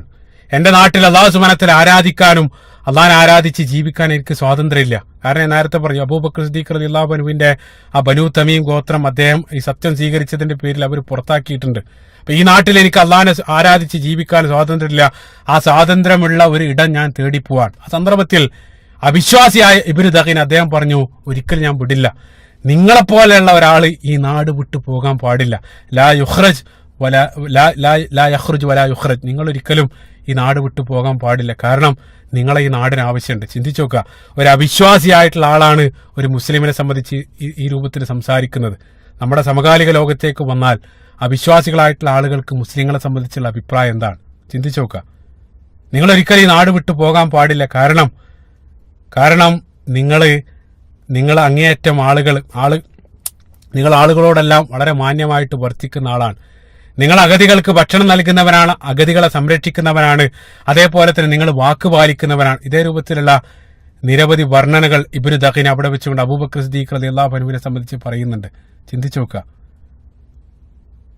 അത്ഭുതം എന്താന്ന് വെച്ചാൽ ചില പണ്ഡിതന്മാരെ അത്യത്ഭുതകരമായിട്ടുള്ള ഒരു കാര്യം, ഇതേ രൂപത്തിൽ സമാനമായിട്ടുള്ള ചില വാഴ്ത്തലുകൾ മറ്റൊരാളെ സംബന്ധിച്ച് മറ്റൊരു വ്യക്തിയിൽ നിന്നും മറ്റൊരു സന്ദർഭത്തിൽ നമുക്ക് കേൾക്കാൻ സാധിക്കും. അത് മറ്റാരുമല്ല, റസൂലുള്ളാഹി സ്വല്ലല്ലാഹു അലൈഹി വസല്ലം ഇറാ ഗുഹയിൽ ആദ്യത്തെ അനുഭവം ഉണ്ടായി. റസൂലുള്ളാഹി സ്വല്ലല്ലാഹു അലൈഹി വസല്ലം തിരിച്ചു വന്ന സന്ദർഭത്തിൽ ഖദീജ റളിയല്ലാഹു അൻഹ റസൂലുള്ളാഹിനെ ആശ്വസിപ്പിക്കുന്നത് സമാനമായിട്ടുള്ള പദങ്ങളിലൂടെയാണ്. നിങ്ങൾ ബന്ധുക്കളോട്, നിങ്ങൾ കുടുംബബന്ധം ചേർക്കുന്നവരാണ്, നിങ്ങൾ അഗതികളെ സംരക്ഷിക്കുന്നവരാണ്, നിങ്ങൾ അഗതികൾക്ക് ഭക്ഷണം നൽകുന്നവരാണ്, നിങ്ങൾ വാക്ക് പാലിക്കുന്നവരാണ്. ഇതേ രൂപത്തിൽ ഖദീജ റളിയല്ലാഹു അൻഹ സമാനമായിട്ട് അവിടെയും സംസാരിക്കുന്നതായിട്ട് കാണാൻ സാധിക്കും. അത്ഭുതം എന്താന്ന് വെച്ചാൽ രണ്ടാളുകളെ സംബന്ധിച്ച് വ്യത്യസ്തരായിട്ടുള്ള, തികച്ചും ഒരു ബന്ധവുമില്ലാത്ത രണ്ടാളുകൾ രണ്ട് സന്ദർഭങ്ങളിൽ നടത്തുന്ന ഒരേ വിവരണം. സുബ്ഹാനല്ലാഹ്. ഒന്ന് അബൂബക്കർ സിദ്ദീഖ് റളിയല്ലാഹു അൻഹുവിനെ സംബന്ധിച്ച്, ഒന്ന് റസൂലുള്ളാഹിനെ സംബന്ധിച്ച്. ആ രണ്ടാളുകളും ഏറ്റവും അടുത്ത മിത്രങ്ങളാണ്. സുബ്ഹാനല്ലാഹ്, എത്ര മനോഹരാണ്. ഇപ്പൊ ഇബ്നു ദഖീന അബൂബക്കർ സിദ്ദീഖ് റളിയല്ലാഹു അൻഹുവിനെ ആ വഴിമധ്യേ തടഞ്ഞ് അദ്ദേഹവുമായിട്ട് മക്കയിലേക്ക് തിരിച്ചു നടക്കുകയാണ്. ഇബ്നു ദഖീന പറഞ്ഞു, ഞാൻ നിങ്ങളുടെ സംരക്ഷണം ഏറ്റെടുക്കാം, അവര് നിങ്ങളെ ഉപേക്ഷിച്ചാലും ഞാൻ എന്റെ ഗോത്രം നിങ്ങളുടെ സംരക്ഷണം ഏറ്റെടുക്കും, കാരണം നിങ്ങളെപ്പോലുള്ള ഒരാൾ ഈ മക്കയിൽ നിന്നും പോകാൻ പാടില്ല. അബൂബക്കർ സിദ്ദീഖ് റളിയല്ലാഹു അൻഹു സംബന്ധിച്ച് ഞാൻ നേരത്തെ പറഞ്ഞു, കാരണം അവരെ സംബന്ധിച്ചിടത്തോളം എന്തെങ്കിലും ഒരു ഓപ്ഷൻ മക്കയിൽ നിൽക്കാൻ സാധിക്കുമെങ്കിൽ അതാണ് അവർ ഏറ്റവും ഇഷ്ടപ്പെടുന്നത്. ഇബ്നു ദഖീന അബൂബക്കർ സിദ്ദീഖ് റളിയല്ലാഹു അൻഹുവിനെയും കൂട്ടി മക്കയിലെത്തി. അവിടെ എത്തി ഒരു തവാഫ് നിർവഹിച്ചതിന് ശേഷം ഖുറൈശി നേതാക്കളെല്ലാം അവിടെ ഇരിക്കുന്നുണ്ട്. അവരുടെ മധ്യത്തിലേക്ക് പോയിട്ട് അദ്ദേഹം ഉറക്കെ പറഞ്ഞു, അബൂബക്കറിന്റെ സംരക്ഷണം ഞാൻ ഏറ്റെടുത്താൽ നിങ്ങൾ അത് അനുവദിക്കുമോ? അതായത് സ്വന്തം ഗോത്രം സത്യം സ്വീകരിച്ചതിന്റെ പേരിൽ പുറത്താക്കിയിട്ടുണ്ട്, അവർ പാസ്പോർട്ട് റദ്ദാക്കിയിട്ടുണ്ട്. അദ്ദേഹം പറയാണ്, ഞാൻ അദ്ദേഹത്തിന്റെ നാഷണാലിറ്റി നൽകാൻ പോവാണ് നമ്മുടെ ഭാഷയിൽ, നിങ്ങൾ അനുവദിക്കോ? അപ്പൊ തീർച്ചയായിട്ടും ഖുറൈശികൾ അനുവദിച്ചു. കാരണം അഹാബിച്ച് അദ്ദേഹം അറേബ്യയിൽ പ്രധാനപ്പെട്ട ഒരു വ്യക്തിയായിരുന്നു, അവർ ആദരിക്കുന്ന ഒരു വ്യക്തിയായിരുന്നു ഇബ്നു ദഖീന. അവർ അദ്ദേഹത്തിന്റെ സംരക്ഷണം അനുവദിച്ചു കഴിഞ്ഞാൽ പിന്നീട് എന്താ സംഭവിച്ചാൽ ഖുറൈശികൾ അകാരണമായിട്ടെങ്ങാൻ അബൂബക്കർ സിദ്ദീഖ് റളിയല്ലാഹു അൻഹുവിനെ കൈവച്ചാൽ ഇബ്നു ദഖീനയുടെ ഗോത്രം ഖുറൈശികളുമായിട്ട് യുദ്ധം പ്രഖ്യാപിക്കും. അതാണ് ആ രൂപത്തിലുള്ള ഗോത്ര സംവിധാനം അവിടെ ഉള്ളത്. അപ്പൊ അതുകൊണ്ട് തന്നെ ഖുറൈശികൾ അബൂബക്കർ സിദ്ദീഖ് റളിയല്ലാഹു അൻഹുവിന്റെ സംരക്ഷണം ഇബ്നു ദഖീനക്ക് അവർ അനുമതി നൽകി. പക്ഷേ ഒരു കണ്ടീഷൻ പ്രത്യേകമായിട്ട് ഖുറൈശികൾ മുന്നോട്ട് വെച്ചു. അവർ പറഞ്ഞു, നിങ്ങൾക്ക് സംരക്ഷണം എല്ലാം ഏറ്റെടുക്കാം, പക്ഷേ ഒരു കണ്ടീഷൻ ഉണ്ട്, അബൂബക്കർ ഒരിക്കലും ഖുർആൻ പരസ്യമായിട്ട് പാരായണം ചെയ്യാൻ പാടില്ല. കാരണം റസൂലുള്ളാഹി സ്വല്ലല്ലാഹു അലൈഹി വസല്ലമയോടൊപ്പം കഅബാലയത്തിന്റെ സമീപം വെച്ച് പരസ്യമായിട്ട് ചില സമയത്ത് അബൂബക്കർ സിദ്ദീഖ് റളിയല്ലാഹു അൻഹു ഖുർആൻ ഉറക്കെ ഓതി നമസ്കരിക്കാറുണ്ടായിരുന്നു. മറ്റുള്ള ആളുകൾക്കൊന്നും, സാധാരണക്കാരായിട്ടുള്ള ആളുകൾക്കൊന്നും അതിന് ധൈര്യം ഉണ്ടായിരുന്നില്ല. അവർക്ക് അതിന് പിന്നീട് അനുമതി ലഭിക്കുന്നത് ഉമർ റളിയല്ലാഹു അൻഹുവിന്റെ ഇസ്ലാം സ്വീകരണത്തോടു കൂടിയാണ്. ഉമർ റളിയല്ലാഹു അൻഹു ഇസ്ലാം സ്വീകരിച്ചതോടുകൂടി പിന്നീട് ഏതൊരാൾക്കും കഅബാലയത്തിന് സമീപത്ത് വന്ന് നമസ്കരിക്കാവുന്ന രൂപത്തിൽ മുസ്ലിങ്ങൾക്ക് ഇസ്സത്ത് ലഭിച്ചു എന്നുള്ളതാണ്. അപ്പൊ തുടക്കത്തിൽ റസൂലുള്ളാഹിനോടൊപ്പം ഖുർആൻ പരസ്യമായിട്ട് അബൂബക്കർ സിദ്ദീഖ് റളിയല്ലാഹു അൻഹുവും ചില സന്ദർഭത്തിൽ കഅബാലയത്തിന് സമീപത്ത് വന്ന് പാരായണം ചെയ്ത് നമസ്കരിക്കാറുണ്ടായിരുന്നു. അത് ഇനി ഒരിക്കലും പാടില്ല, അങ്ങനെയാണെങ്കിൽ താങ്കളുടെ സംരക്ഷണം ഞങ്ങൾ അനുവദിക്കാം, അതായിരുന്നു ഖുറൈശികൾ പറഞ്ഞത്. ആ ഒരു കണ്ടീഷനോട് കൂടെ തന്നെ അബൂബക്കർ സിദ്ദീഖ് റളിയല്ലാഹു അൻഹു അത് അംഗീകരിച്ചു. ഇബ്നു ദഖീന ആ ഒരു കണ്ടീഷനോട് കൂടെ ഇബ്നു ദഖീനയുടെ സംരക്ഷണം ഖുറൈശികൾ അംഗീകരിച്ചു എന്നുള്ള. അങ്ങനെ ദിവസങ്ങൾ പിന്നിട്ടു. അബൂബക്കർ സിദ്ദീഖ് റളിയല്ലാഹു അൻഹു വളരെ സമർത്ഥമായിട്ട് അബൂബക്കർ സിദ്ദീഖ് റളിയല്ലാഹു അൻഹു വീട്ടിലേക്ക് പോയി. ഉടനെ തന്നെ വീടിന്റെ മുൻഭാഗത്ത് വീടിനോട് ചേർത്ത് ഒരു ചെറിയൊരു നമസ്കാര മുറി, ഒരു ഷെഡ് അദ്ദേഹം നിർമ്മിച്ചു. ഒരു ഷെഡ് വീടിനോട് ചേർത്ത്, വീടിന്റെ ഒരു എക്സ്റ്റൻഷൻ ആയിട്ട് ഒരു ചെറിയൊരു ഷെഡ് അദ്ദേഹം ഉണ്ടാക്കിയിട്ട് എല്ലാ ദിവസവും അതിൽ വന്നിട്ട് രാത്രി സമയങ്ങളെല്ലാം അവിടെ വന്നിട്ട് ഖുർആൻ ഉറക്കെ പാരായണം ചെയ്ത് നമസ്കരിക്കും. കാരണം പുറത്ത് പബ്ലിക്കായിട്ട് നമസ്കരിക്കരുതെന്ന് പറഞ്ഞിട്ടുള്ളൂ, ഇത് വീടിനകത്തൊരു ഷെഡിലാണ്. അപ്പൊ അതുകൊണ്ട് തന്നെ അവർ പറഞ്ഞതിന് വിരുദ്ധാകുന്നില്ല. അബൂബക്കർ സിദ്ദീഖ് റളിയല്ലാഹു അൻഹു ആ രൂപത്തിൽ പ്രവർത്തിക്കാൻ തുടങ്ങി. ആ രൂപത്തിൽ അബൂബക്കർ സിദ്ദീഖ് റളിയല്ലാഹു അൻഹു പാരായണം ചെയ്ത സന്ദർഭത്തിൽ ആ വീടിന് സമീപത്തുകൂടെ വഴിയിലൂടെ നടന്നു പോകുന്ന ആളുകളെല്ലാം അവരെല്ലാം അത് കേട്ട് അത് ആകർഷിച്ചിട്ട് അബൂബക്കർ സിദ്ദീഖ് റളിയല്ലാഹു അൻഹുവിന്റെ വീട്ടുമുറ്റത്ത് ആളുകളെല്ലാം തടിച്ചുകൂടാൻ തുടങ്ങി. കാരണം അത്രയേറെ മനോഹരമായിട്ടായിരുന്നു അബൂബക്കർ സിദ്ദീഖ് റളിയല്ലാഹു അൻഹു പാരായണം ചെയ്തിരുന്നത്. അതേപോലെ തന്നെ ഖുർആന്റെ വശ്യത, ഞാൻ നേരത്തെ പറഞ്ഞ അബൂജഹലിനെ പോലെയുള്ള ആളുകൾ രാത്രി കട്ട് കേൾക്കാൻ പോലും അവർ പോയിരുന്നു. അത്രയേറെ ആകർഷകമാണ് ഖുർആൻ. ആകർഷകമായിട്ടുള്ള അല്ലെങ്കിൽ അത്യാകർഷകമായിട്ട് അത്യധികം ശക്തിയുള്ള ഖുർആന്റെ വചനങ്ങൾ അതുവഴി പോകുന്ന ആളുകൾ ആകർഷിച്ച് അവരെല്ലാം അബൂബക്കർ സിദ്ദീഖ് റളിയല്ലാഹു അൻഹുവിന്റെ വീട്ടുമുറ്റത്ത് അവർ തടിച്ചുകൂടാൻ തുടങ്ങി. ആളുകൾ തിങ്ങിക്കൂടാൻ തുടങ്ങി. സ്വാഭാവികമായിട്ട് ആ വാർത്ത ഖുറൈശികളുടെ ചെവിയിലെത്തി ഉടനെ തന്നെ അവർ ഇബ്നു ദഖീനയെ വിളിച്ചുകൊണ്ട് പറഞ്ഞു, ഇബ്നു ദഖീനയെ വിളിപ്പിച്ചുകൊണ്ട് പറഞ്ഞു, ഞങ്ങൾ പറഞ്ഞത് പ്രകാരം, അതായത് പരസ്യമായിട്ട് പാരായണം ചെയ്യരുതെന്ന് പറഞ്ഞിട്ടുണ്ട്. പക്ഷേ ഈ സന്ദർഭത്തിൽ അബൂബക്കർ സിദ്ദീഖ് റളിയല്ലാഹു അബൂബക്കർ അദ്ദേഹത്തിന്റെ വീടിന്റെ മുറ്റത്തേക്ക് അതായത് ഷെഡ് കെട്ടിയിട്ട് അവിടെ പാരായണം ചെയ്യുന്നുണ്ട്. അതുകൊണ്ട് തന്നെ ആളുകൾ അങ്ങോട്ടെല്ലാം ആകർഷിക്കുന്നുണ്ട്. അപ്പൊ ഒന്നുകിൽ വീട്ടിനകത്ത് പോയിട്ട് മറ്റൊരാളും കേൾക്കാത്ത രൂപത്തിൽ പാരായണം ചെയ്യാൻ പറയാ. അതേപോലെ തന്നെ ആ ഷെഡ് ഉടനെ തന്നെ പൊളിച്ചു മാറ്റണം. അത് നിങ്ങൾ ഉടനെ തന്നെ അബൂബക്കറിനോട് പറയണം റളിയല്ലാഹു അൻഹു. അത് പറഞ്ഞാൽ മാത്രമേ നിങ്ങളുടെ സംരക്ഷണം ഞങ്ങൾ അംഗീകരിക്കൂ. അതല്ലെങ്കിൽ നിങ്ങൾ ഉടനെ തന്നെ അദ്ദേഹത്തിന്റെ സംരക്ഷണം പിൻവലിക്കേണ്ടതുണ്ട്. അതാണ് ഖുറൈശികൾ ഇബ്നു ദഖിനയെ വിളിച്ചു പറഞ്ഞത്. ഇപ്പൊ ഇബ്നു ദഖിന അബൂബക്കർ സിദ്ദീഖ് റളിയല്ലാഹു അൻഹുവിനെ വിളിപ്പിച്ചുകൊണ്ട് കാര്യം പറഞ്ഞു. അതായത് ഒന്നുകിൽ നിങ്ങൾ ആ ഖുർആൻ പാരായണം നിർത്തുക, അതല്ല നിങ്ങൾക്ക് തുടരാനാണ് നിങ്ങളുടെ പ്ലാനെങ്കിൽ നിങ്ങളുടെ ആ സംരക്ഷണം ഇനിയും കണ്ടിന്യൂ ചെയ്യാൻ, ഇനിയും തുടരാൻ എനിക്കൊരല്പം പ്രയാസമുണ്ട്. ആ സന്ദർഭത്തിൽ അബൂബക്കർ സിദ്ദീഖ് റളിയല്ലാഹു അൻഹു വളരെ കൂളായിട്ട് പറഞ്ഞു, ഇത്രയും കാലം എന്നെ സംരക്ഷിച്ചതിന് നന്ദി, നിങ്ങൾക്ക് നിങ്ങളുടെ സംരക്ഷണം പിൻവലിക്കുക, അല്ലാഹു സുബ്ഹാനഹു വ തആല എന്നെ സംരക്ഷിക്കും എന്ന് പറഞ്ഞ അബൂബക്കർ സിദ്ദീഖ് റളിയല്ലാഹു അൻഹു അദ്ദേഹത്തിന് ആ സംരക്ഷണം പിൻവലിക്കാനുള്ള അനുമതി നൽകുകയാണ്. പിന്നീട് ഒരു സംരക്ഷകനില്ലാതെയാണ് അബൂബക്കർ സിദ്ദീഖ് റളിയല്ലാഹു അൻഹു മക്കയിൽ ജീവിക്കുന്നത്. ചുരുക്കത്തിൽ ഞാൻ പറഞ്ഞുകൊണ്ടുവരുന്നത്, ആദ്യത്തെ അബസീനിയൻ പാലായനത്തിൽ അബൂബക്കർ സിദ്ദീഖ് റളിയല്ലാഹു അൻഹു പങ്കെടുക്കാൻ വേണ്ടി പുറപ്പെട്ടിരുന്നു. പക്ഷേ വഴിമധ്യേ ഇതാണ് സംഭവിച്ചത്. ഏതായിരുന്നാലും ആദ്യ സംഘം അബിസീനയിലേക്ക് പോയി അവിടെ സെറ്റിലാവാണ്. അവിടെ സമാധാനത്തോടുകൂടെ ആരാധിച്ച് അള്ളാഹിനെ ആരാധിച്ച് സ്വസ്ഥമായിട്ടൊരു പുതിയ ജീവിതത്തിന് അവിടെ തുടക്കം കുറിക്കുകയാണ്. പിന്നീടുള്ള സംഭവത്തിലേക്ക് പോകുന്നതിന് മുമ്പ് അബിസീനിയൻ പലായനം നൽകുന്ന പ്രധാനപ്പെട്ട ചില പാഠങ്ങൾ. ഒന്നാമതായിട്ട്, സ്വന്തം നാട്ടിലെ മതമനുഷ്ഠിച്ച് അള്ളാഹു സുബ്ഹാനഹു വ തആല ആരാധിച്ച് ജീവിക്കാൻ സ്വാതന്ത്ര്യം ലഭിക്കുന്നില്ലെങ്കിൽ അർളുല്ലാഹി വാസിഅ, അള്ളാഹു സുബ്ഹാനഹു വ തആലയുടെ ഭൂമി വിശാലാണ്, അതിന് സ്വാതന്ത്ര്യമുള്ള മറ്റൊരു നാട്ടിലേക്ക് നമുക്ക് പോകാവുന്നതാണ്. പ്രവാചകന്മാരുടെ ജീവിതത്തിലുടനീളം ആ ഹിജ്റയുടെ ചരിത്രം, ഇബ്രാഹിം നബി അലൈഹി സ്വലാത്തു വസ്സലാമിന്റെ ജീവിതത്തിൽ, മൂസാ നബി അലൈഹി സ്വലാത്തു വസ്സലാമിന്റെ റസൂലുള്ളാഹിന്റെ ജീവിതത്തിലെല്ലാം അത്തരത്തിലുള്ള ഹിജ്റയുടെ ചരിത്രം കാണാൻ സാധിക്കും എന്നുള്ള. അപ്പൊ അത്തരത്തിലൊരു നാട്ടിലേക്ക് പോയി ആ നാട് പിന്നീട് സമ്പൂർണ്ണമായിട്ട് ആരാധനാ സ്വാതന്ത്ര്യം നമുക്ക് നൽകുന്നുണ്ടെങ്കിൽ പിന്നീട് ആ നാടിന്റെ നിയമങ്ങൾ അനുസരിച്ച് ജീവിക്കാൻ മുസ്ലിം ബാധ്യസ്ഥനാണ്. പ്രത്യേകം മനസ്സിലാക്കുക. അതല്ലാതെ ആ നാട്ടിൽ ജീവിച്ച് അവിടെയുള്ള ഗവൺമെന്റിനെതിരായിട്ട് പ്രവർത്തിക്കുന്നതും ആ ഗവൺമെന്റിനെതിരെ നിഗൂഢമായിട്ട് തെറ്റായിട്ടുള്ള നീക്കങ്ങൾ നടത്തി അത് പിടിച്ചെടുക്കാൻ ശ്രമിക്കുന്നതൊന്നും ഒരു മുസ്ലിമിന് ചെയ്യാൻ പാടില്ലാത്ത കാര്യങ്ങളാണ്. അവിടെയുള്ള നിയമങ്ങൾ പാലിച്ച് ആ നിയമങ്ങളിലൂടെ നമുക്ക് അവകാശങ്ങൾക്ക് വേണ്ടി പോരാടാം. ആ നിയമങ്ങൾ ലംഘിക്കാൻ ഒരിക്കലും മുസ്ലിം ലംഘിക്കാൻ പാടില്ല എന്നുള്ള.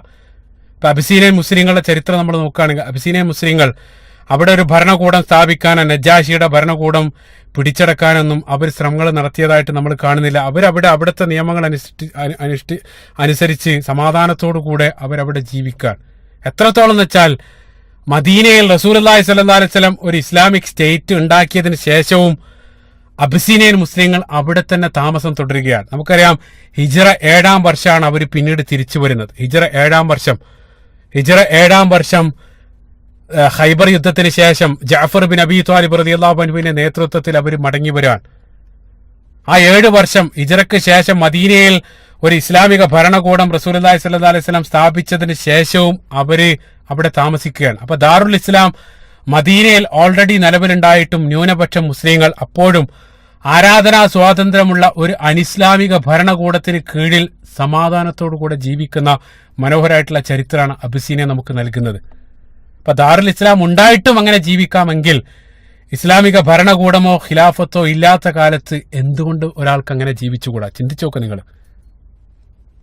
ഒരു അമുസ്ലിം രാജാവിനെ പോലും ആരാധനാ സ്വാതന്ത്ര്യം നൽകിയതിന്റെ പേരിൽ റസൂലുള്ളാഹി സ്വല്ലല്ലാഹു അലൈഹി വസല്ലം മലിക്കുൻ ആദിൽ എന്ന് അദ്ദേഹത്തെ വിശേഷിപ്പിക്കുന്നുണ്ട്.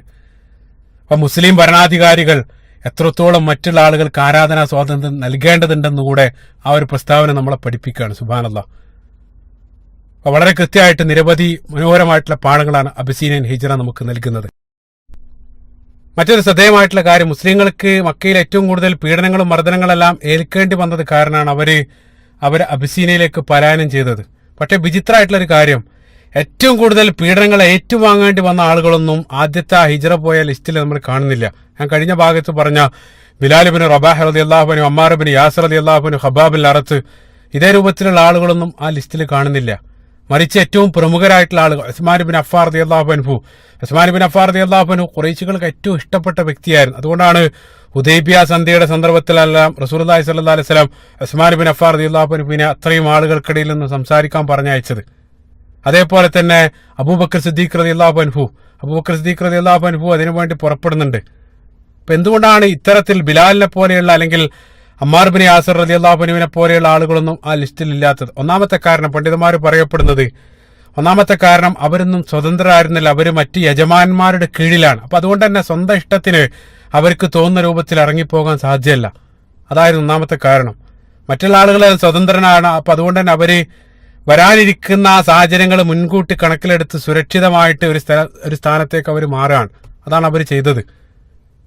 മറ്റൊരു കാരണം ചില പണ്ഡിതന്മാർ സൂചിപ്പിക്കുന്ന, ആധുനികമായിട്ടുള്ള ചില പണ്ഡിതന്മാർ സൂചിപ്പിക്കുന്നത്, മക്കൾക്ക് പുറത്ത് ഒരിടം, അതായത് മുസ്ലിങ്ങൾക്ക് ഇസ്ലാം മക്കൾക്ക് പുറത്തേക്ക് എത്തിക്കാനും അതേപോലെ തന്നെ മുസ്ലിങ്ങൾക്ക് സ്വതന്ത്രമായിട്ട് ആരാധനകൾ അനുഷ്ഠിച്ച് സമാധാനത്തോടു കൂടെ ജീവിക്കാൻ പര്യാപ്തമായിട്ടുള്ള മറ്റൊരു ഭൂമി പാകപ്പെടുത്തുക എന്നായിരുന്നു ഹിജ്റയുടെ പിന്നിലുള്ള മറ്റൊരു ലക്ഷ്യമെന്നാണ് ചില പണ്ഡിതന്മാർ സൂചിപ്പിക്കുന്നത്. അതുകൊണ്ടാണ് റസൂലുള്ളാഹി സ്വല്ലല്ലാഹു അലൈഹി വസല്ലം മദീനയിൽ അനുകൂലമായിട്ടുള്ള ഒരു സാഹചര്യം ഉണ്ടായിട്ടും ആ ഖൈബർ വരെ അവരെ തിരിച്ചു വിളിക്കാതെ അവരെ അവിടെ തന്നെ താമസിക്കാനുള്ള കാരണം.